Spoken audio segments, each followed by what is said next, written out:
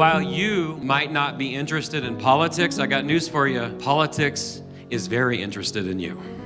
You don't get to pretend like there's no issues and somehow you're above the fray, because you could potentially wake up one day and you're looking around saying, what happened? Well, what happened is you were disinterested in what was going on and you didn't express your voice to change it. Let's talk about our voice. Jesus said to his disciples that we are to be the salt and the light of the world. Isn't that what he said in the Sermon on the Mount? That God's people, his disciples, are to be the salt and the light. So what good is the salt if it stays in the shaker? What good is the light if it's under a bushel? Hide it under a bushel.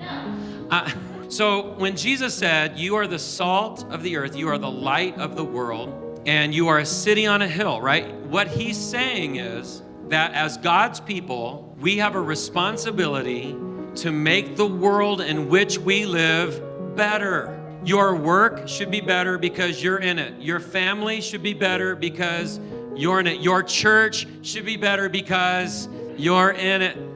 You're the salt of the earth. You're the light of the world. And I believe that this means you and I have a responsibility to God to let our voices be heard by our government, which determine what is right and what is wrong in the places that we have stewardship. But I have stewardship first and foremost in my family.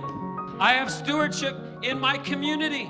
I have stewardship in my state.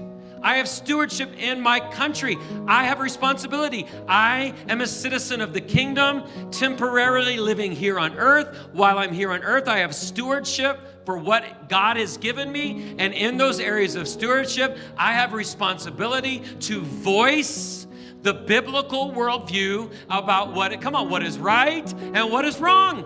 And your vote is your voice. Edmund Burke said over 200 years ago, the only thing necessary for evil to triumph is for good men to do nothing. So it is my position that politics are not our priority, but it is our responsibility.